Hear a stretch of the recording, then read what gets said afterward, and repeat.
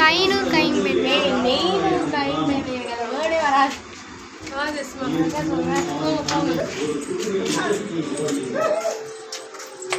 திருமண விருந்தில் ரசம் தீர்ந்து போக திருமண வீட்டாருக்கு அவமான எழுத்து ஏற்படாமல் தண்ணீரை காட்சி ரசமாக மாற்றி தன் முதல் புதுமையை செய்தார். கலிலேய கடலின் தொடர் அங்கமாக விளங்குவது யோர்தான் ஆறு. அதன் கரையுத்தான் திருமுழுக்கு யோவான் மனமாறுங்கள், விண்ணரசு நெருங்கிவிட்டது என்று மக்களுக்கு எச்சரித்து போதித்தார்.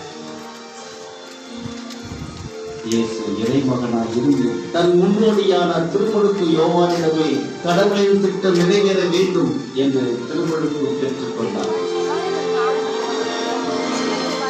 யோர்தான் ஆறு சாக்கடலில் சங்கமமாகிறது. சாக்கடலுக்கு அடுத்து அமைந்திருப்பது எருசலேம் நகரம். யூதேயா, சமாரியா, கலிலேயா இந்த பகுதிகளை எல்லாம் கடந்து மீண்டும் யூதேயா நாட்டு பகுதிக்கு வந்திருக்கிறோம். எருசலேம் அருகே அமைந்திருப்பது பெத்தானியா என்ற கிராமம். இங்கு லாசர், மரியா, மார்த்தா என்ற சகோதர சகோதரிகள் வாழ்ந்தார்கள். இவர்கள் இயேசுவின் அன்பை பெற்றவர்கள். இவர்களில் லாசர் என்பவர் இறந்து போக அவர் இறந்து 3 நாட்கள் ஆகியிருந்தும் இயேசு கல்லறைக்கு சென்று கல்லறையை மூடியிருந்த கல்லை நகர்த்தச் சொல்லி, லாசரே வெளியே வா என்று சொல்லி இறந்து போயிருந்த லாசரை உயிர்ப்பித்தார்.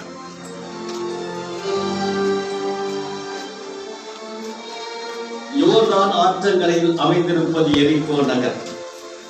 எரிகோ நகரின் அருகிலுள்ள கும்ரான் குகைகளில் எசீன் என்ற துறவியர் வாழ்ந்து வந்திருக்கின்றனர்.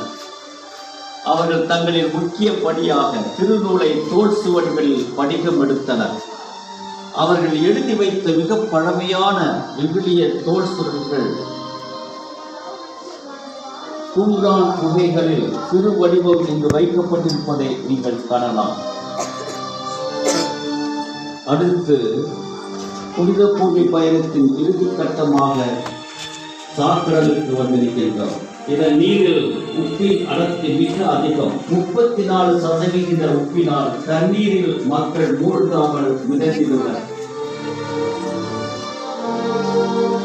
அன்பர்களே, இதுவரையில் இயேசு பணி செய்த புனித பூமியை சுற்றி ஒரு சிறு பயணம் செய்திருக்கிறோம்.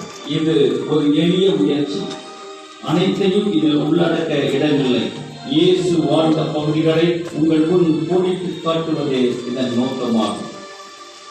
அன்பிற்கு இனியவர்களே, நமது புனித பூமி பயணத்தின் உச்சகட்டமாக மாநிலத்திற்கு வாழ்வின் வழியை திறந்து வைத்த இயேசுவின் சிலுவை மரணத்தை சந்திக்க இருக்கிறோம்.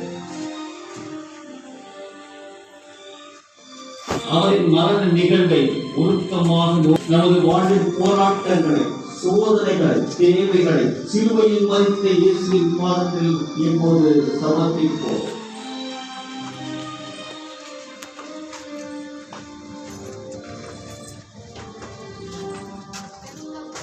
இந்த நிகழ்ச்சியின் உணர்வுடன் அடுத்து அமைக்கப்பட்டுள்ள இயேசுவின் அடக்க நிகழ்வையும் நோக்குவோம்.